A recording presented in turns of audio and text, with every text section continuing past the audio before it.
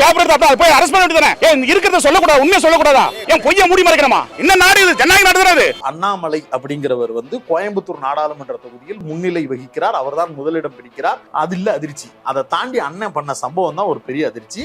இவர் இந்த ஆடியோவை வெளியிட்டதற்கு பிறகு பிஜேபி நபரோடு இவர் பேசிய தொலைபேசி உரையாடலை பிரத்யேகமா வெளியிடலாம். வானதி யாரு? கோயம்புத்தூர் சவுத்துடைய எம்எல்ஏ. அங்க போட்டியிட்டு ஜெயிச்சவங்க. அவங்களுடைய செல்வாக்கு இங்க கிடையாதுங்கிறாரு. ஏன் கிடையாது அப்படிங்கிறாருன்னா, சும்மா என்ன வார்த்தை பயன்படுத்துறாரு? வாய்க்கிலேயே பேசக்கூடாதான். பக்கத்துல உட்காந்துக்கிட்டு வானதி அவர்கள் அண்ணாமலை பேசும்போது நாங்க எல்லாரும் அக்கா தம்பி நாங்க அப்படிதான் பேசிக்கிறோம், அப்படிலாம் எங்களுக்குள்ள எதுவுமே கிடையாதுன்னு சொல்லிக்கிட்டு இருக்கோம். உள்ள எதுக்குன்னா வர்றீங்க? ஓனருக்கு போன் பண்ணவா? உங்க எடிட்டருக்கு பேசவா? நீங்க பார்த்து பத்திரிகையாளர் ஃபாலோ பண்றீங்களா? அப்பெல்லாம் நம்மளுக்கு என்ன சந்தேகம் வந்துச்சு? என்ன காசு கொடுக்க போறியா நீ? எதுக்கு இப்படி பதற அப்படின்னு நம்ம நினைச்சோம்ல. உண்மை அது கிடையாது. வடிவேல் ஒரு படத்துல சொல்லுவார்ல, திருப்ப உண்மையிலே அதுதான் நடந்துச்சு. தம்பிக்காக நான் நிப்பேன் அப்படின்னு பேசக்கூடியவங்களதான் வானதிய தெரிஞ்சிட்டு இருக்கிறோம். ஆனா அண்ணாமலை ஏன் தோக்கணும்? அண்ணாமலை ஜெயிச்சா கோயம்புத்தூர் சவுத்துல என்ன நடக்கும்? பாலிடிக்ஸா பார்க்கும்போது வானதி தரப்புல இருந்து வைக்கக்கூடிய நியாயமான கோரிக்கை தான். இந்த கட்சிக்காக நின்று கல்லடிபட்டு சொல்லடிபட்டு எம்எல்ஏவாவே நின்று இருக்கிறேன் அப்படிங்கிறது அவங்களுக்கு இருக்கிற வெயிட்டேஜ். அவங்க புறக்கணிக்கப்படுறாங்க அப்படிங்கிறது கூடுதல் தகவல். நம்மளே உண்மையிலேயே உயரிய நோக்கத்தோடு கூட சொல்லியிருக்கலாம். அந்த உயரிய நோக்கம் என்னன்னு அதனால பாதிக்கப்படக்கூடிய நபர்களுக்கு தெரியும். இப்ப என்ன திமுக கவுண்டர் பண்ணுச்சு அப்படிங்கறதா ரொம்ப முக்கியம். இதை வெளியில யாருமே பேசல. அப்பதான் திமுக ஒரு முடிவு எடுக்கிறாங்க. அண்ணாமலை இன்னொரு ஃபேக்டர் சொல்றாரு, பணம் ஒத்த பைசா கொடுக்க மாட்டேங்க. நான் சத்தியம் அடிச்சு சொல்லுங்க. ராமர் கோயில் கட்டியிருக்கிறாங்கல்ல, ராமர் கோயில் சத்தியம் அடிச்சு பண்ண சொல்லுங்க. கரிகாலன் குறித்து பேச சொல்லுங்க. மணல் கொள்ளை கரிகாலன் குறித்து பேச சொல்லுங்க. அவர் டீம் இறங்கி இருக்கிறாருல, அது குறித்தெல்லாம் பேச சொல்லுங்க. ஒரு ஆஸ்பத்திரியில ஐடி ரெய்டு நடத்தி கோடிக்கணக்கான ரூபாய்கள் பறிமுதல் செய்யப்படும். அது குறித்து அண்ணாமலை பேசினாரா? நயினார் நாகேந்திரன் சிக்கின 4 கோடி மட்டும் பேச்சுக்கு வந்துச்சு. இப்படி திட்டமிட்டு ஒரு கருத்து உருவாக்கத்தை அண்ணாமலை தரப்பினர் சமூக ஊடகங்கள்ல வெளிப்படுத்திக்கிட்டு இருக்கிறாங்க. கிரவுண்ட் ரியாலிட்டி அது இல்லை. வணக்கம். ஐபிடிஎஸ் அப்படின்னு சொல்லி ஒரு நிறுவனம் ஒரு சர்வே நடத்தி அதை பத்தி பெரிய சர்ச்சைகள் சமூக வலைதளங்கள்ல ஜெயிக்கிறார் அண்ணாமலை அப்படின்னா போட்டிருந்தாங்க. அந்த சர்வேயோட ரிசல்ட் என்ன? ஃபர்ஸ்ட் சர்வேயுடைய ரிசல்ட் அப்படின்னு சொல்றதை விட உண்மையிலேயே ஒரு கோவை மக்களுடைய ஆழ் மனதை தோண்டி எடுத்து உண்மையான கருத்துக்களை மிக தெளிவா எதை வச்சு தோண்டிருப்பாங்க? அவருடைய உணர்வுபூர்வமாக ஒரு தொகுதிக்கும் 500 பேர்களை தேர்வு செய்து 6 தொகுதிகள் வீதம் கிட்டத்தட்ட 3200 கிட்ட நபர்களை செலக்ட் பண்ணி இந்தந்த சாதியா நீங்கன்னுலாம் கேட்டு சாதி ரீதியா எடுத்து, இந்தந்த மதமா நீங்கன்னு மதமா எடுத்து, இந்தந்த வயசா நீங்கன்னு வயசா எடுத்து, இத்தனை ஏக்கர் நிலம் வச்சிருக்கிறீங்களா விவசாயியா நீங்க அப்படிங்கிற எடுத்து, இவ்வளவு ஆடு வச்சிருக்கீங்களா நீங்க ஆட்டுக்காரரா நீங்க அப்படின்னு சொல்லி எடுத்து, இந்த மாதிரி பல்வேறு ஆய்வுகளை மேற்கொண்டு மிக தெளிவான உண்மையான நேர்மையான ஒரு ஆய்வு வெளியாகி. அந்த 500 பேர் எந்த கட்சியெல்லாம் கேட்கல? இல்ல, ஏன்னா வெளியிட்டவங்களே எந்த கட்சின்னு யாரும் கேட்காதப்ப நீங்க கேட்டவங்களை போய் என்ன கட்சின்னு எப்படி கேட்கறது? அதெல்லாம் பத்திரிகையாளர்கள் கேட்பாங்க. அதெல்லாம் உண்மை ஒண்ணா நம்ம உள்ள வருவோம். அதன் அடிப்படையில் வெளிவந்திருக்கக்கூடிய ஆய்வு ரொம்ப முக்கியமானது. இந்த இடத்துலதான் மனசை நீங்க கொஞ்சம் திடமா வச்சுக்கோங்க. நான் சொல்ல போற கருத்து உங்களுடைய ஆழ்மனதை புண்படுத்தக்கூடும். பெரியவர்கள் இந்த பீஸ் தானே ஆகச்சிறந்த ஆளுமைகளை கூப்பிட்டு தொடர்ச்சியா ஆதன் தமிழ் சேனல்ல ஒரு மாசத்துக்கு ஒரு தடவை நான் அந்த தம்ப்நெயில்ஸும் உங்களுக்கு தர்றேன். மெகா சர்வே எகிருது மவுஸ்ன்னு ஏதோ கீபோர்டு மவுஸ் பேட்டரி தீர்ந்து போய் ஜாம் ஆகுற மாதிரி அவ்வளவு மவுஸை எகிர விட்ட மாசம் வீடியோ பொட்டன்சியல் உள்ள ஒரு மிக முக்கியமான ஆளுமை. அவர் மீது நம்மளுக்கு வேற எந்த விமர்சனங்களும் கிடையாது. இதுவே நான் அவருக்கு பெரிய வேல்யூஸை தான் கொடுத்துட்டு இருக்கேன். அவர் என்ன குறிப்பிடுறாரு அப்படின்னா, பிஜேபி அண்ணாமலை அப்படிங்கிறவர் கோயம்புத்தூர் நாடாளுமன்ற தொகுதியில் 38.9% வாக்குகளை பெற்று முன்னிலை வகிக்கிறார். அவர்தான் முதலிடம் பிடிக்கிறார்.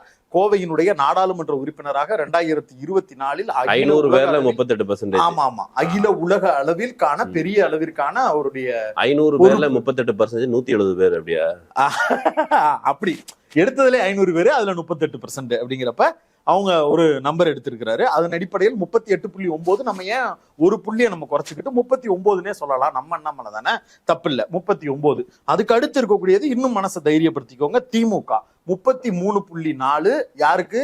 ராஜ்குமார் அவர்களுக்கு, கணபதி பி ராஜ்குமார் அவர்கள் 33.4% இடத்தை தக்க வைக்கிறார். அதற்கு பிறகு ஏடிஎம்கே 18.5% சிங்கி ராமகிருஷ்ணன் அவர் வந்து 18.5% பெறுகிறார். அதற்கு பிறகு நாம் தமிழர் கட்சி 6.8%, 2 புள்ளி நம்ம சேர்த்துக்கலாம் 7% அவர்கள் பெறுகிறார்கள். அதர்ஸ் அப்படிங்கிற கேட்டகரியில 2.4% பெறுகிறார்கள் அப்படின்னு ஒரு ஆக சிறந்த ஒரு முக்கியமான நேர்மையான கருத்து கணிப்பை வெளியிட்டு தமிழர் அவர் ஒருத்தர் வெளியிட்டிருக்கிறாரு. வெளியிட்டது வரைக்கும் நம்மளுக்கு பிரச்சனை இல்லை. வெளியிட்டது உண்மை அப்படிங்கிறது குறித்து எல்லாரும் பத்திரிகையாளர்கள்லாம் கேள்வி கேட்கிறாங்க. ஏன் அந்த கேள்வி பத்திரிகையாளர்கள் மத்தியில வந்தது? அவர் வந்து சாலையில நிப்பாட்டிக்கிட்டு வெளியிட வேண்டிய நெருக்கடி எங்களுக்கு வந்துருச்சு, பிரஸ் கிளப்ல கூட என்னால வெளியிட முடியல அப்படின்னு சொல்லி ரொம்ப ஆர்ப்பாட்டம் பண்ணி அதகலப்படுத்தி கிட்டத்தட்ட ஒரு அரை மணி நேரம் 3/4 மணி நேரத்துக்கு அந்த இடத்தையே வந்து கலையபரப்படுத்திக்கிட்டு இருந்தாரு. தெருவுக்கா போறையில் தெருவுல நின்று கத்திட்டு இருந்தாரு. அதன் அடிப்படையில உண்மையிலேயே அவர் வைத்திருக்கக்கூடிய கேள்வி எல்லாம் பார்க்கும்போது லயோலா காலேஜே ரத்த கண்ணீர் வடிக்கணும். ஏன்னா லயோலா காலேஜ் இவங்க மத்தியில பட்டுக்கிட்டு படுற பாடு பெரும்பாடு. லயோலா முன்னாள் மாணவர் 30 தடவை சொல்றாரு. லயோலா காலேஜ் பிரின்சிபலே வெளியில போய் சொல்ல மாட்டாரு நான் லயோலா காலேஜ் பிரின்சிபல்.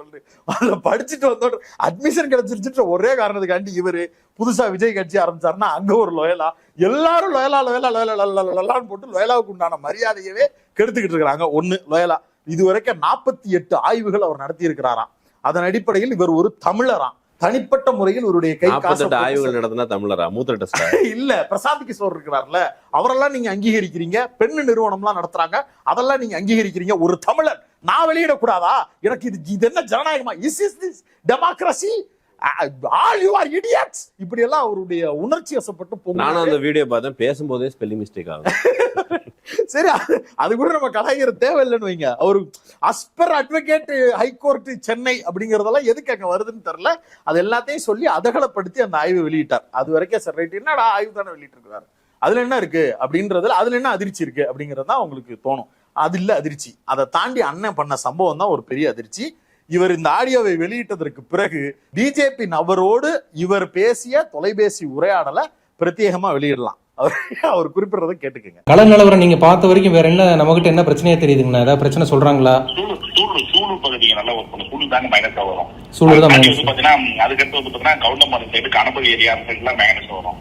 அதுக்கடுத்து வந்து பாத்தீங்கன்னா இந்த பக்கம் சிங்கனூர் சைடு கொஞ்சம் அது இந்த மருதப்படை அந்த சைடு கொஞ்சம் ஏடிஎம்க்கு கொஞ்சம் இதாகும். மற்ற எல்லாம் பாத்தீங்கன்னா ஆவரேஜா ஓவரால் வந்து வந்துடும். என்னப்பா இதெல்லாம் பாசிட்டிவா தெரியுதுங்கன்னா உங்க பார்வையில நீங்க பார்த்த வரைக்கும்? கடை மல்லனை வந்து தூக்கி கொடுக்கும், எப்படியா வரும். சரிங்க. அதுக்கடுத்து வந்து சூலூர் வந்து நமக்கு கொஞ்சம் இழுபறியா இருக்கும். சரி சரி சரி சரிங்கண்ணா. ரீடிங் போகும், தூக்கி கொடுக்கும். ஓ, கோவிட் தவிர அண்ணாமலையால் மோடியால் தான் தூக்கி கொடுக்கும் போது வயநாடு சீனிவாசனாலும் கிடையாது. பாரி சீனிவாசனும் கெட்ட பேர் தான். கெட்ட பேர் தான் இல்லைங்களா? ஆமா, கெட்ட பேர் தான். ஏன்னா எதாவது சொல்றீங்கன்னா ஏதாவது மக்கள் ஏதாவது பேசிக்கிறாங்களா? ஏதாவது தெரியுதா? மக்கள் மேல அவங்க ஒரு தொகுதிக்கு வராத எம்எல்ஏன்னு பாக்குறாங்க. நல்லதுங்கண்ணா, நல்லதாங்க. வாய்களே மேடையில் பேசக்கூடாது, பிரச்சனை கொடுத்தாங்க, களத்துல இருக்கிறாங்க.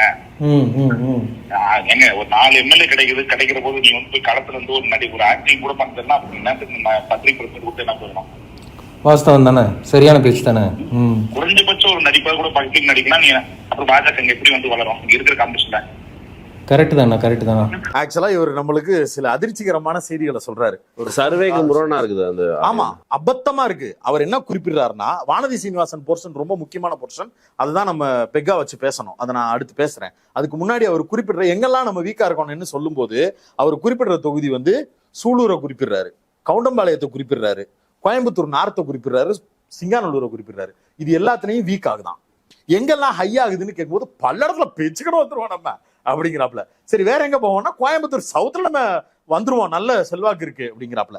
சூலூர்ல இழுபறிங்கிறாப்ல. இழுபறின்னு சொல்லிட்டு நிப்பாட்டி இருந்தா கூட பிரச்சனை இல்லை.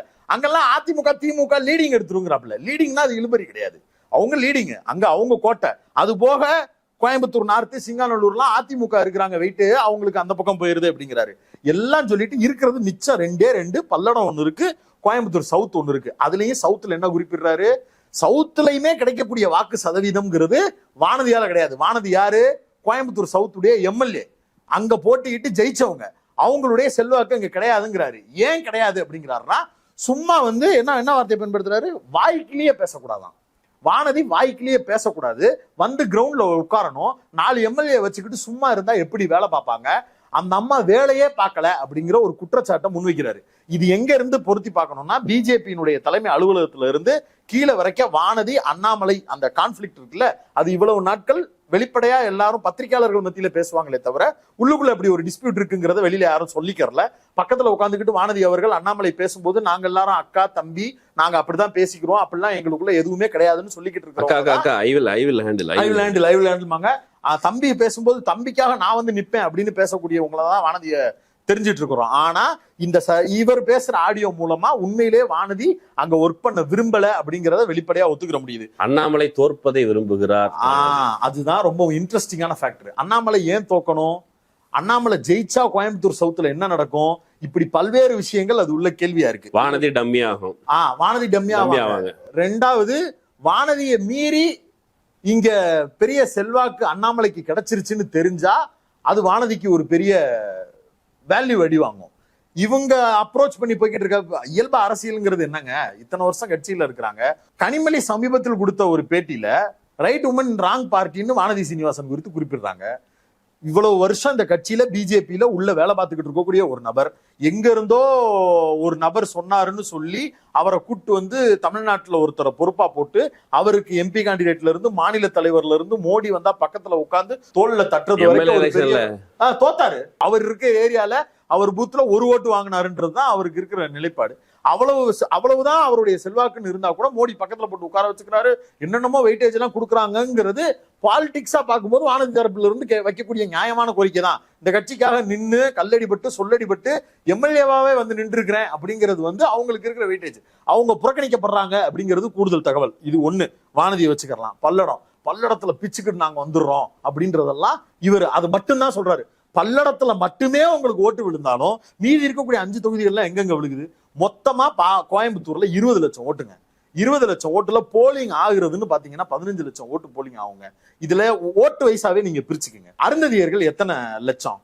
கிட்டத்தட்ட 2.5 லட்சம் மக்கள் அருந்ததியர் மக்கள் இருக்கிறாங்க. அருந்ததியர் மக்கள் மிக தெளிவாக முடிவு எடுத்துட்டாங்க. திமுக கூட்டணிக்கு அவர்களுடைய ஆதரவு. எல்முருகன் செல்வாக்கு இல்ல எல்முருகன் ஃபேக்டரே கிடையாதுங்க கோயம்புத்தூர்ல. எல்முருகனை ரீப்ளேஸ் பண்றதுக்கு தானே அண்ணாமலை வந்தாருன்றது தானே அங்க இருக்கக்கூடிய மக்களுடைய கோபமே கூட. அண்ணாமலை ஒவ்வொரு முறையும் வரும்போது எல்முருகன் திட்டமிடப்பட்டு பக்கத்துல வந்து நிக்க வைக்கப்படுறாரு, வாலண்டியரா நிக்க வைக்கப்படுறாரு. ஆனா மரியாதை எல்முருகனுக்கு கிடைக்குதா? எண்மண் எண் மக்கள் யாத்திரைக்கு கிடைக்கப்பட்ட அங்கீகாரம், மோடி வந்தாரு, அமித்ஷா வந்தாரு, இவ்வளவு இது பண்ணாங்க. ஆனா எல்முருகன் வேல் யாத்திரைன்னு ஒண்ணு நடத்தி தானே நம்மளுக்கு 4 எம்எல்ஏ கொடுத்தாரு.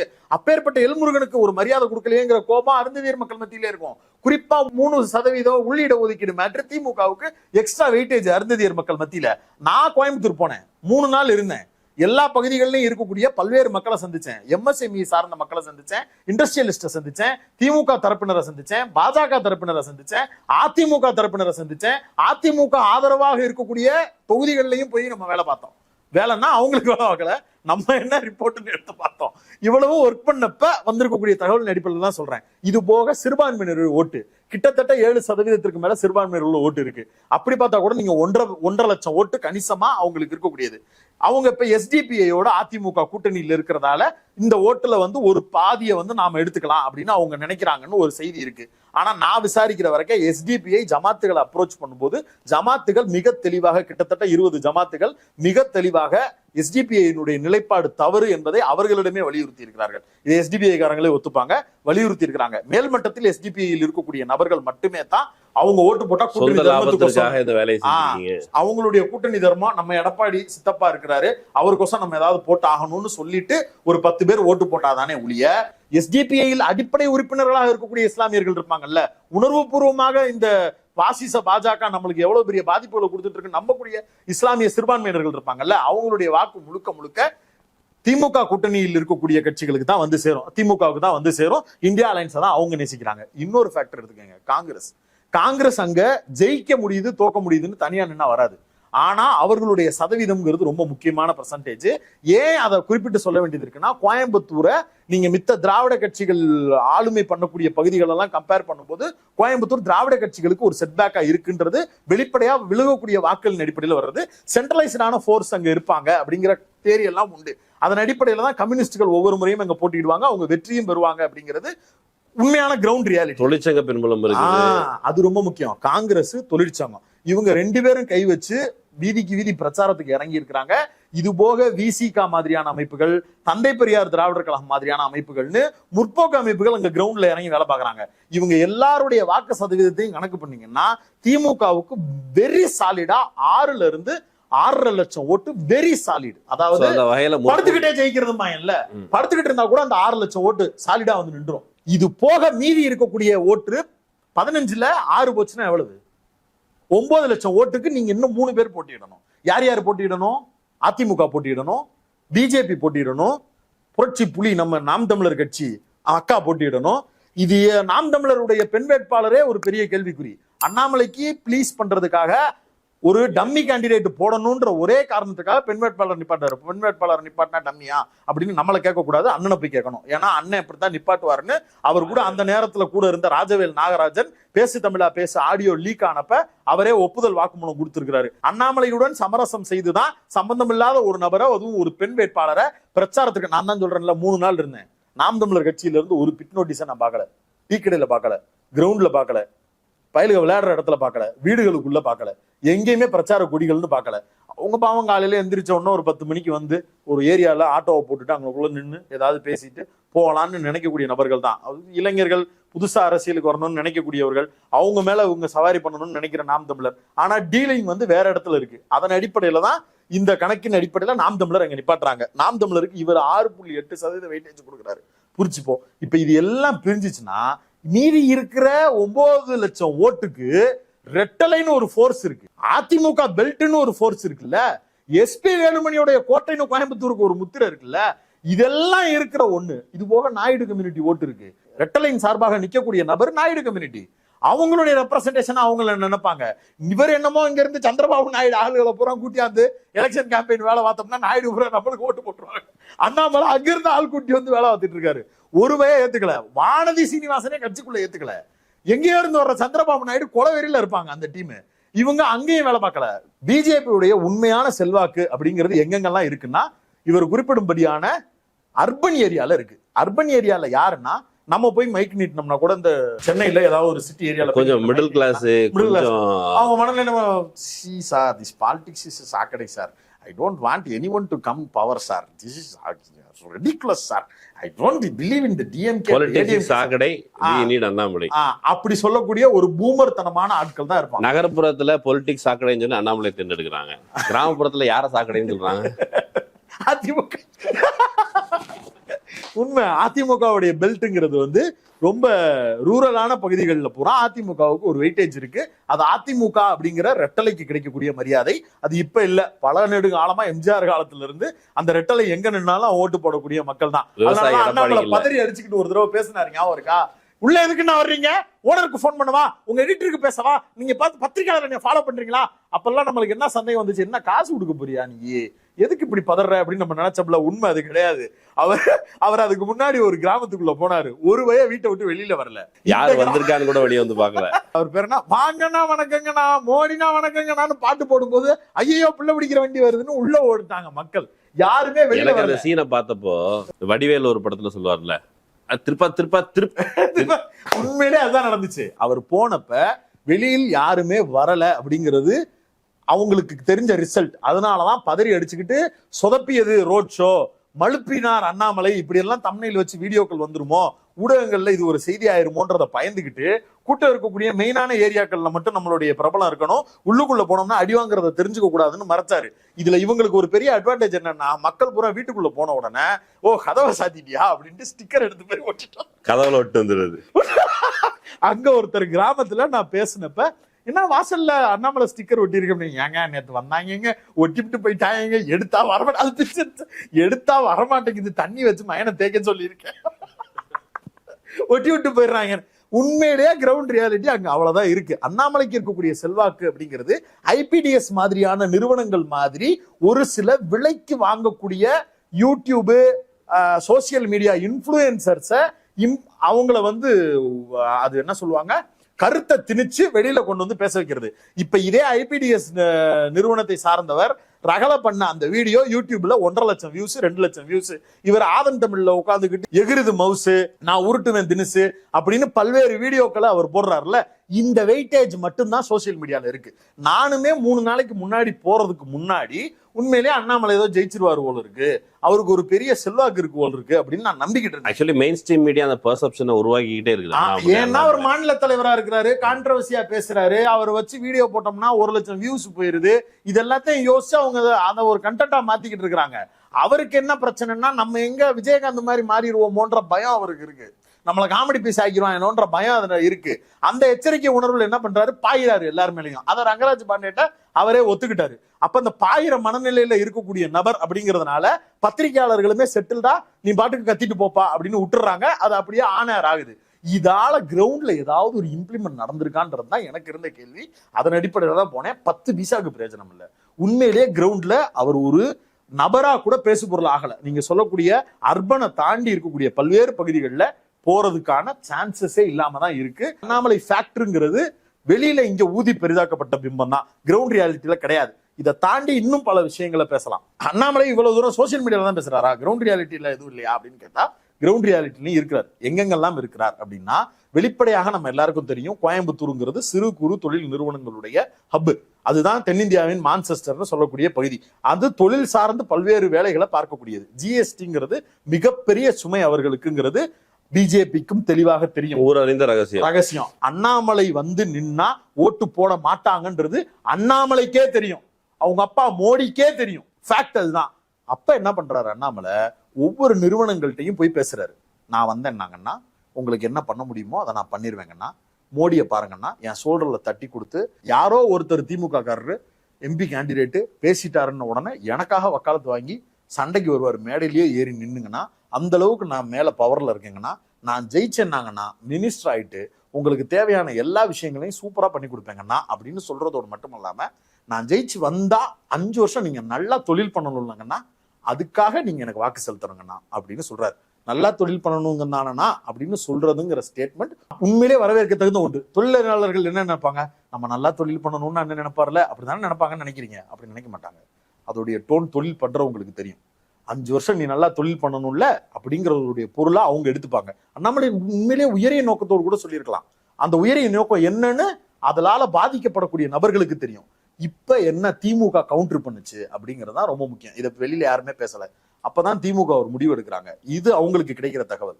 ராஜாவை இறக்குறாங்கன்னு என்ன இது, தஞ்சாவூர் டிஆர்பி ராஜாவை இறக்குறாங்க, என்ன சம்பந்தமே இல்லாம இருக்கு. நானும் அப்படிதான் நினைச்சேன். ஃபாரவேவா இருக்கே, அவருக்கு ஒரு புது சிட்டி, அங்கவே என்னத்த பண்ண போறாரு அப்படின்னு நினைக்கும் போதுதான் இண்டஸ்ட்ரி மினிஸ்டர், இண்டஸ்ட்ரிக்காரனை நீ மிரட்டுறியா, இண்டஸ்ட்ரிக்காரனுக்கு நான் பாதுகாப்புக்கு இருக்கேன்னு நீ போய் சொல்லுன்னு ஸ்டாலின் ஆர்டர் போடுறாரு. அதன் அடிப்படையில் ராஜா போறாரு, ஒவ்வொரு இடங்கள்லையும் சந்திக்கிறாரு. பெரிய பெரிய நிறுவனங்கள்ல இருந்து சிறு குறு நிறுவனங்கள் வரைக்கும் மோடி பிரதமர் ஆக போவது கிடையாது. இது ஃபேக்ட். இதை நீ எங்க வேணாலும் போய்க்க. நான் திமுக காரன்றதுக்காக நான் சொல்றேன் நீ நினைச்சுக்காத. மோடி ஜெயிக்க மாட்டாருங்கிறது ஃபேக்ட். நீ அதையும் தாண்டி அவர் ஜெயிப்பாருன்னு நம்பிக்கிட்டு பயந்துகிட்டு அவனுக்கு ஓட்டு போடணும்னு நினைக்கிற அப்படின்னா அப்படி நீ போட தேவையில்லை. நீ பண்ணக்கூடிய தொழில் உனக்கு தமிழ்நாட்டுல எல்லா நேரங்களிலும் பாதுகாப்பாகவும் சுமூகமாகவும் இருப்பதற்கு தேவையான எல்லா உதவிகளையும் தமிழ்நாடு அரசு சார்பாக பிளசண்டா செஞ்சு கொடுக்க முடியும். உன்னுடைய தொழிலாளர் நலனும் உன்னுடைய வியாபார நலனும் பாதிக்கப்பட போவது இல்லைங்கிற ஸ்டேட்மெண்ட்டை, டிக்ளரேஷனை ஒரு அரசு கொடுக்க வேண்டிய பொறுப்பு இருக்கு. அது கீழே நடக்குது. சிறு குறு தொழிலாளர்கள்ல இருந்து பெரிய நிறுவனங்களின் முதலாளிகள் வரைக்கும் அதனுடைய பொறுப்பாளர்கள் வரைக்கும் டிஆர்பி ராஜா சந்திக்கிறார். அவர் தேவைப்படும் இடங்கள் எல்லாம் கேண்டிடேட்டையும் பயன்படுத்திக் கொள்கிறார், கூட்டு போய் பேசுறாரு. இது போக திமுக பண்ணக்கூடிய வேலைகள்ல சுணக்கம் இருக்கு, அந்த வேலையை செய்யல இந்த வேலையை செய்யல அப்படிங்கிற விமர்சனங்கள் எல்லா நேரங்களிலும் வைக்கக்கூடிய விமர்சனங்கள் தான். அது எல்லா கட்சிகளுமே வைக்க வேண்டிய விமர்சனங்கள் தான். ஆமா, அதிமுக சூலூர் ஏரியால ஒரு நாள் ஃபுல்லா இருக்கிறேன், அதிமுக பிரச்சாரத்துக்கே வரல. என்ன கணக்குல இருந்தாங்க? இல்ல வீக் டேஸ்ல சண்டேவா இருந்தாலும் என்னங்க சண்டைக்கு ஏது சண்டேன்ற மாதிரி ரெட்டலைக்கு என்ன சண்டே, நீ வேலை எல்லாம் பார்த்திருக்கணும், அங்க வரல. அதாவது எம்பி கேண்டிடேட் வந்து பிரச்சாரத்துக்கு வரணும்னு இல்லைங்க, ஆட்டோல போட்டுக்கிட்டாவது ஒரு குரல் வரணும், பிட் நோட்டீஸ் வரணும்ல. கோயம்புத்தூர்ல பல பகுதிகளில் எஸ்பி வேலுமணியோட பிரசன்ஸ் இல்ல. அண்ணாமலையோடு ரகசிய டீல் இருக்கா அப்படிங்கிற கேள்வி அங்க முன்வைக்கிறான். யார் முன்வைக்கிறா? அதிமுக காரங்களே சொல்றாங்க, ஐயா எங்களுக்கு என்ன வேலை பார்க்கறதுன்னு தெரியல, இது எப்படி புரிஞ்சுக்கிறதுன்னு தெரியலன்ற வருத்தத்தை பதிவு செய்யறாங்க. திமுக தரப்புலயும் சில வருத்தங்களை பதிவு செய்யறாங்க. ஐயா பிட் நோட்டீஸ் இன்னும் வரலங்கய்யா அப்படிங்கிற விமர்சனம். நம்ம ரொம்ப லேட்டா பேசுறோம், அதனால நம்ம இதை சொல்லி இப்படி உடனே ஒன்னும் மாத்திலாம் நடக்க போறது இல்ல. ஆல்மோஸ்ட் எல்லாம் முடிஞ்சு போச்சு. இன்னையோட தேர்தல் பிரச்சாரங்கள் முடிஞ்சிருச்சு. ஃபேக்ட் அப்படின்னு அடிப்படையில இருந்து நீ உண்மையிலேயே எடுத்து பேசணும்னா கூட பெர்சன்டேஜ் வைஸா எடுத்து பேசினா கூட நீ 6 லட்சத்தை வச்சுட்டு தான் ஆரம்பிக்கவே செய்யணும். சுமந்து ஸ்ரீராமன் பேட்டி போட்டிருக்கிறாரு, சிறுபான்மையினுடைய ஓட்டு 11% இருந்து 14% தமிழ்நாட்டில் இருக்குன்னா திமுகவுடைய எண்ணிக்கையை வெற்றியை 0ல இருந்து ஆரம்பிக்க கூடாது, 14ல இருந்து தான் ஆரம்பிக்கணும்னு சுமந்து ஸ்ரீராமனுக்கு இருக்கிற அறிவு உங்களுக்கு இல்லையா? ஒரு கருத்து கணிப்பு எடுக்க போறோம்னா அதனுடைய உண்மையான கிரவுண்ட் ரியாலிட்டி என்னன்றது தெரியணும்ல. ஃபேக்டுக்கு உண்மைக்கு புறம்பா ஒருத்தன் எப்படிங்க இவ்வளவு வெளிப்படையா மோசமா அருவருக்க தகுந்த பொய்யான கருத்துக்களை சொல்றாங்க? அண்ணாமலை குறித்து அவர் சொன்ன எல்லாமே பொய். அப்படி நான் பேச வரல. ஃபேக்ட்னு ஒண்ணு இருக்குல்ல, திமுகவுக்கு 33% கொடுக்கறதும் அவன் பிஜேபிக்கு 40% கொடுக்கறதும் எவ்வளவு பெரிய வித்தியாசம். நான் தமிழ்நாட்டுல சோசியல் மீடியால மெயின் ஸ்ட்ரீம் ஊடகங்களே பிஜேபி 2வது இடத்துக்கு வருதுன்னு சொன்னா தூக்கி போட்டு மிதிக்கிறான். சமூக ஊடகங்கள்லயும் சரி கட்சிக்காரனும் சரி. பிஜேபி காரங்களே நம்ப பண்றாங்க. ஐபிடிஎஸ் சர்வேக்காரர் அவரே தனிப்பட்ட முறையில் போன் பேசும்போது 4 தொகுதியில நம்ம கீழே இருக்கிறோம்னு சொல்றாரு. உண்மை இப்படி இருக்கிறப்ப வெளியில நின்னுக்கிட்டு நீ பொய் பேசிக்கிட்டு கருத்து திணிப்பு பண்ணிக்கிட்டு இருந்தாங்கன்னா போலீஸ் உன்னை கேள்வி கேட்க மாட்டான். என்னப்பா இது உண்மைக்கு மாறா பேசிக்கிட்டு இருக்கியா கேட்க மாட்டான். வதந்தியை பரப்பிக்கிட்டு இருப்ப உன்னைய பார்த்துக்கிட்டு சும்மா இருப்பாங்களா? ஐயோ என்ன நடவடிக்கை எடுக்கிறாங்க, ஐயோ தமிழனுக்கு வாழ வழி இல்லையா, நாதி இல்லையா, வேதி இல்லையா, இதெல்லாம் எப்படி பேசுவ நீ? நீ பண்றது பச்சை அயோக்கியத்தனம், தப்பு பண்ற. இதை கேள்வி கேட்க மாட்டாங்களா? இப்படி திட்டமிட்டு ஒரு கருத்து உருவாக்கத்தை அண்ணாமலை தரப்பினர் சமூக ஊடகங்கள்ல வெளிப்படுத்திக்கிட்டு இருக்கிறாங்க. கிரவுண்ட் ரியாலிட்டி அது இல்லை. நீங்க சொல்றீங்க கிரவுண்டு அண்ணாமலைக்கு சாதகமாக இல்லை. அண்ணாமலைக்கு சாதகம் இல்லாத சூழலில் இந்த மாதிரியான நபர்களை இன்ஃப்ளூயன்சஸ், சோ கால்டு இன்ஃப்ளூயன்சஸ் அவங்களை பயன்படுத்தி அண்ணாமலை வெல்கிறார் 2 நாளா உருட்டிட்டு இருந்தாங்க. அப்படி எப்படி பாசிங்கள பார்த்த டைம்ல இல்ல. இந்த வீடியோ லிங்க் எல்லாம் மோடிக்கு அனுப்புவாப்லன்னு நினைக்கிறேன் அண்ணாமலை. அதனாலதான் பக்கத்துல உட்காந்து சொல்றாரு. அவருக்கே ஸ்டாலின் பிரச்சாரத்துல பேசும்போது யாரோ ஒருவர் தமிழ்நாட்டில் பிஜேபி வெல்ல போகிறது என்று மோடியை ஏமாற்றி கொண்டிருக்கிறார்கள். பக்கத்துல அண்ணாமலை எப்படி பார்த்துட்டு அந்த கார்டு உங்களுக்கு தரேன் போடுங்க. அது அண்ணாமலை தான், வேற யாரும் இல்ல. அமித்ஷாக்கு தெளிவா தெரிஞ்சு போச்சு இது தேராது. அதனாலதான் அமித்ஷா கண்டினியூஸா ரோட் ஷோக்கள் முழுக்க ரத்து பண்ணிட்டு தெரிச்சு ஓடிக்கிட்டு இருக்காப்ல. மோடி கிட்டே ஒரு பக்கத்துல உட்காந்து உபதி அடிச்சுக்கிட்டு இருக்காப்ல. பின்னி படம் எடுக்கிறேன், 25 தட்டி தூக்குறேன், பெர்சன்டேஜா நான் நேத்து சாணக்கியா பேட்டியில் உட்காந்து சொல்லிக்கிட்டு இருக்காப்ல. அதிமுகவோட 7% ஓட்டு நான் ஜெயிச்சு காட்டுவேன். என்னுடைய பொலிட்டிக்கல் கிரெடிபிலிட்டியே நான் பணைய வைக்கிறேன். என்ன உங்க பொலிட்டிக்கல் 3 வருஷ கிரெடிபிலிட்டிக்கே எப்படின்னா 35 வருஷம் 50 வருஷம் பழந்தண்டு கொட்ட ஓட்டம் எல்லாம் இருக்கிறான். அவன் கிரெடிபிலிட்டில என்ன பண்ணுவேன்? பட் ஆனா அந்த கிரெடிபிலிட்டியை ரைஸ் பண்றதுக்கு சோசியல் மீடியால அந்த பிரசன்ஸை வேற வகையில இன்ஃப்ளூயன்சர்ஸ் கூட உட்கார்ந்துக்கிட்டு அது என்ன பிரச்சனைனா அண்ணாமலையுடைய நேம் சோசியல் மீடியால கொலாட்டரல் டேமேஜுங்க. டு பி ஃப்ராங்க், நான் பயாஸ்டா பேசுறேன்னு நினைச்சுக்க வேண்டாம். அண்ணாமலைங்கிறவர் விஜயகாந்துடைய இன்னொரு வெர்ஷன் தான் தமிழ்நாட்டு ஊடகங்களை பொறுத்த வரையில். என்ன விஜயகாந்த் நிதானம் இல்லாமல் பேசுகிறார் அப்படிங்கிற ஒரு வார்த்தையை சொல்லும்படி இவருக்கும் சில நிதானம் இல்லை அப்படிங்கிற வார்த்தைகளை சொல்றாங்களே தவிர மித்தபடி அவர் சோசியல் மீடியால அப்படிதான் இருக்கிறார். இப்ப இதுல இருந்து அவரை ஓவர் கம் பண்ணணும். அவர் அப்படிப்பட்டவர் இல்ல. அவர் மனிதருள் புனிதர், மனிதருள் மாணிக்கம், இறையருள் பெற்றவர், அவர் தேவாசீர்வாதம் பெற்றவர், அவர் மோடியின் கருணைக்கண் பார்வையால் இந்த தமிழ் சமூகத்தை ஆட்டி படைக்க வந்த சர்வ வல்லமை பெற்ற ஆகப்பெரும் கர்நாடக சிங்கக்குட்டி. இப்படி எல்லாம் நீங்க ப்ரமோட் பண்ணணும் அப்படின்றத திருப்பி எடுத்துட்டு வரணும். அப்படின்னா யார் மூலமா ப்ரமோட் பண்ணலாம்? இருக்கவே இருக்கான் தேல்பத்ரி சிங், மதன் கௌரி. அவனை கூட்டி அந்தமா உட்கார வச்சோமா 1.5 லட்சம் 1.5 மில்லியனு 3 நாளா 30ஆம் நம்பர் ட்ரெண்டிங்கு இப்படி எல்லாம் வச்சுக்கிட்டு பேசிட்டோம்னா நம்ம ஜெயிச்சிடலாம் அப்படின்னு நம்புறான். நான் மறுபடியும் சொல்றேன், அந்த 1.5 லட்சம் வியூஸ் ஆல்ரெடி அண்ணாமலைக்கு இருக்கக்கூடிய வியூஸ். அது ஆல்ரெடி சோசியல் மீடியால வார் ரூம் கும்பல் என்று ஒண்ணு உருவாக்கிக்கிட்டு அவர் பண்ணக்கூடிய இந்த சைடு எதிர்முகாம்ல இருக்கிறவங்களும் ஆட்டோமேட்டிக்கா போய் பார்ப்பாங்கல்ல என்னதான் பேசிருக்காங்க. அப்படிதான் பார்க்கலாமே தவிர அந்த ஒரு வீடியோவால அவருக்கு அப்படியே ஒரு பெரிய செல்வாக்கு வந்துருச்சு அப்படின்னா உண்மையிலே அப்படி ஒரு டம்மி பீஸுங்க. தமிழ்நாட்டுல அப்படி 1000 அரசியல்வாதியை பார்த்தாச்சு, எத்தனையோ அரசியல் தலைவர்களை பார்த்தாச்சு. டிடிவி தினகரனுக்கு ஃபயர் விடாத ஆளா? இடதுசாரி அமைப்புகளே பல பேரு டிடிவி தினகரன் திராவிட சிசுன்னு பேசின வரலாறுலாம் நான் காட்ட முடியும். சோசியல் மீடியால எந்த நியூஸ் சேனல்ல கிரிக்கெட் நியூஸ் லைவ் போய்கிட்டு இருக்கோம், டிடிவி தி மாஸ்னு போட்டு 3 ஃபயர் எமோஜியை போட்டுருமா. டிடிவி தினகரன் இப்ப எங்க இருக்கிறாப்ல, யாரோட இருக்கிறாப்ல? இதுதான் தமிழ்நாட்டு அரசியல்ல சோசியல் மீடியாவை நம்பினவங்களோட நிலைமை. இதே ஜல்லிக்கட்டு போராட்டம் நடந்துகிட்டு இருக்கப்போ ஓபிஎஸ் கிளம்பி போய் அம்மா சமாதியில தர்மயுத்தம் இருக்க போறேன்னு போனாரு. ஏகப்பட்ட முழக்கங்கள் சசிகலாவுக்கு எதிராக முழங்கப்பட்டது. சசிகலாலாம் ஒரு ஆளான்னு கேட்கப்பட்டது. ஓபிஎஸ்க்கு ஃபயர் விட்டுக்கிட்டு சுத்தினானுங்க. தர்மமுள்ள சிங்கம், நியாயமுள்ள சிங்கம், நிமிர்ந்து பார்த்துட்டாரு எங்க தர்மத்தின் தலைவன், தங்க மகன், அப்படி இப்படின்னு சோசியல் மீடியால ஃபயர் விட்டாங்க. ஓபிஎஸ் இப்ப பலாப்பழத்தை தூக்கிட்டு சுத்திக்கிட்டு இருக்காரு. அவ்வளவுதான். செல்வாக்கு அவ்வளவுதான். சசிகலா ஜெயில இருந்து கிளம்பி வரும்போது லட்ச கூட்டம் திரண்டு நின்னுச்சு. இன்னைக்கு சசிகலா எங்க இருக்கிறாங்க? அவங்க கூடவே இருக்க சொந்தக்காரர் டிடி விதினருக்கு ஆதரவா வச்சு பேச முடிஞ்சா? இல்ல அவங்களை ஆதரவு தெரிவிக்கிறேன்னு சொன்ன ஓபிஎஸ்க்கு ஆதரவா தான் பேச முடிஞ்சா? இல்ல அவங்களோட கட்சியவே காவாத்தாக்கி கூட வச்சிருக்கிறாரு இபிஎஸ், அவரை எதிர்த்தாவது பேச முடிஞ்சா? இல்ல 4.5 வருஷம் தூக்கி உள்ள வச்ச மோடி எதிர்த்தாவது தான் பேச முடிஞ்சா? கூட்டம் மட்டும் வச்சு ட்ரோன்ல போய் மாலை போட்டு அவ்வளவுதாங்க.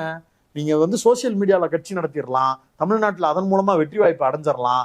நீங்க கடைசி வரைக்கும் யாருக்கிட்ட தெரியுமா மல்லு கட்டுவீங்க? நாம் தமிழர்கிட்ட தான் மல்லு கட்டுவீங்க. இப்பயுமே இங்க இருக்கக்கூடிய வாக்குகள் டிரான்ஸ்பர் ஆகுறது அண்ணாமலைக்குன்னு சொல்லக்கூடிய அந்த urban elite upper middle class mindset யார்கிட்ட இருந்து பிரியும்னா, திமுக ஓட்டு வங்கியை சிதைக்காது, அதிமுக ஓட்டு வங்கியை சிதைக்காது, நாம் தமிழர் ஓட்டு வங்கியை தான் தூக்கிட்டு போய் நிப்பாட்டும். இந்த சின்னத்தை பறிச்சு தூர வச்சிருக்கிறதே கூட இதோட. ஆமா, எல்லா ஃபேக்டர்லயும் நீங்க பாத்தீங்கன்னா யாருக்கிட்ட நீ சண்டை போட போற? இதை விட ரொம்ப முக்கியமானது, நான் கிட்டத்தட்ட நம்ம பப்ளிக் பைட்டே இருக்கு, போய் பார்க்கலாம். அது கிட்டத்தட்ட 5 லட்சம் பேர் கிட்ட பாத்துருக்காங்க. பெண்கள் மத்தியில 1000 ரூபாய் மேட்ரும் இலவச பேருந்து மேட்ரும் செம்மையா ஒர்க் அவுட் ஆயிருக்கு. அதுல பலருக்கு விமர்சனம் இருக்கு, எல்லாருக்கும் கொடுக்கலன்னு சொல்றாங்க, பஸ் நேரத்துக்கு வரலங்கிறதெல்லாம் சொல்றாங்க. அனுபவிக்கிற ஒருத்தவங்க கூட அது ஒரு குறையா சொல்லல. போகும்போது எனக்கு பிங்க் பஸ் வந்துருது, வரும்போது எனக்கு பிங்க் பஸ் வரலன்னு சொல்ற அம்மா கூட நான் பேசினப்ப, போகும்போது வந்துருது, வரும்போது வரல, அந்த நேரத்தை ஒட்டி நான் கிளம்ப வேண்டிய நெருக்கடி இருக்கு தவிர அது என்ன தம்பி பண்ண முடியும் அப்படின்ற வார்த்தையை அவங்க சொல்றாங்க. அவங்க மத்தியில இது பெரிய அளவுக்கு மேஜர் ரோல் பண்ணிருக்கு. கோயம்புத்தூர் இங்க இருக்கக்கூடிய சென்னை மாதிரியான ஏரியாவில் உட்காந்துக்கிட்டு யூடியூப்ல வீடியோ பாக்குற நம்மளுக்கு புரியாது. அங்க கிராம பகுதிகளில இருந்து சிட்டிக்குள்ள வர்றதுக்கு ஒரு பேருந்தினுடைய நேர அளவு எவ்வளவு, பயண அளவு எவ்வளவு, அவங்களுக்கு அங்க இருந்து வரப்போகக்கூடிய செலவு எவ்வளவு பெரிய பினான்சியல் ரிலீஃப் அவங்களுக்கு கொடுக்கும்.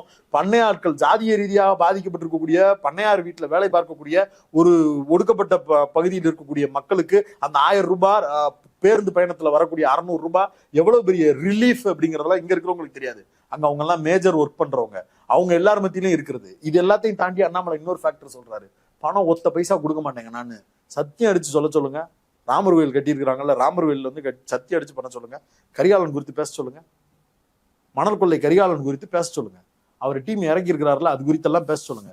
தி வீக் பத்திரிகையில எழுதக்கூடிய பத்திரிகையாளர் லட்சுமி சுப்பிரமணியன் அவர்களை பேட்டி எடுத்தேன். அவங்க ஒரு கருத்தை சொல்றாங்க, ஒரு ஆஸ்பத்திரியில ஐடி ரெய்டு நடத்தி கோடிக்கணக்கான ரூபாய்கள் பறிமுதல் செய்யப்பட்டது. அது குறித்து அண்ணாமலை பேசினாரா? நயினார் நாகேந்திரன் சிக்கின 4 கோடி மட்டும் பேச்சுக்கு வந்துச்சு, இது வெளியிலேயே வரலையே. எலெக்ஷன் கமிஷன் அங்க என்ன பண்ணுது?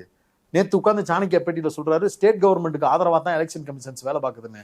எத்தனை ஸ்டேட்ல ஆளுங்கட்சியா இருக்கிறீங்க? அந்த ஸ்டேட்ல பூரா உங்க கட்சிகள் எத்தனை பேர் எத்தனை விதமா வேலை பார்த்துட்டு இருப்பாங்க? அதுக்கெல்லாம் பதில் இருக்கா உங்கள்கிட்ட? அப்ப லோக்கல்ல உங்களுடைய நண்பர் உள்ள வந்திருக்கிறாருன்னு ஒரு செய்தி இருக்கே, அது குறித்து உங்க கருத்து என்ன? அந்த வேலையெல்லாம் எப்படி நடந்துகிட்டு இருக்கு? இவ்வளவு பெரிய பணபலம், அதிகார பலத்தை வச்சுக்கிட்டு தான் நீங்க உள்ள சண்டை போடுறீங்க. நான் பின்னாடி இருந்து வெறும் ஆட்டுக்குட்டி எடுத்துட்டு வந்து விவசாயம் பார்த்து அப்படிலாம் கிடையாது. கிரவுண்ட் லெவல்ல ரொம்ப மோசமான கொடூரமான வேலைகள் பிஜேபி தரப்புல இருந்து நடந்துகிட்டு இருக்கு. சந்திரபாபு நாயுடு டீம் பிரச்சாரத்துக்கு வர்றதுன்னு சொல்றதும், இண்டஸ்ட்ரியல் சார்ந்த நபர்களை அவர்களுடைய சந்திப்பு நெருங்கி கொண்டிருப்பதும், உத்தரப்பிரதேசத்துல இருந்து யோகி ஆதித்யநாத் டீம் அவர்களுக்காக பிரச்சாரம் செய்வதும் ஆபத்தின் அறிகுறிங்க. மக்கள் யாரும் அண்ணாமலை குறித்து பேசுவதற்கு தயங்குவது ஆபத்தின் அறிகுறிங்க. இவ்வளவு மோசமான சூழலை நோக்கி கோயம்புத்தூரை இழுத்து கொண்டு வருகிறாருங்கிறது ஆபத்தான அறிகுறி. அவர் வாங்க போறது 4 லட்சம் ஓட்டோ 3 லட்சம் ஓட்டோ ஓரம் கட்டிருங்க, நான் நம்பர்ஸுக்குள்ள வரம்புறல. அப்படியே வந்தா கூட அந்த 4 லட்சம் ஓட்டு எதன் அடிப்படையில்? ஒரு அரசியல்வாதி வந்தான்னா எந்திரிச்சு நின்று மரியாதை செலுத்துறதும், வாங்கினே நல்லா இருக்கீங்களான்னு சொல்றதும் உரிமையில இருந்து வரணும், பாதுகாப்பு உணர்வில் இருந்து வரணும். குச்சி நிக்கிறான்டா திருப்பிடான்னு சொல்ற எண்ணத்தை காவல்துறை கொடுக்கும்போது இருக்கக்கூடிய வலியும் வேதனையும் ஒரு அரசியல்வாதி கொடுக்க கூடாது. உன்னை பார்த்தா தெரிச்சு ஓடணும்ன்ற எண்ணம் வருது. அதுவும் நான் செலக்ட் பண்ண ஒரு எம்பி, எனக்கு வரக்கூடிய ரெப்ரசன்டேஷனை பார்த்தா நான் தெரிச்சு ஓடணும்னு ஒரு தொழிலதிபரும் ஒரு சாமானிய மக்களும் நினைக்கிறான்னா நீங்க அரசியல்வாதி கிடையாது. நீங்க யாரு? அந்த நிலைமையை நோக்கி நகர்த்திட்டு இருக்காரு. நான் அப்படித்தான் பண்ணுவேங்கிறாரு. அப்ப கோயம்புத்தூர்காரன் எப்படி ஓட்டு போடுவான்? கட்சிக்காரனே வேலை பார்க்க மாட்டான் சார். ஃபேக்ட் அதுதான். எல்லோரையும் மிரட்டுகிற அண்ணாமலையை கோயம்புத்தூர் மிரட்டி திருப்பி அனுப்பி வைக்கும் டர்ராயிரா இருக்காரு. அதுதான் எனக்கு புரியுது.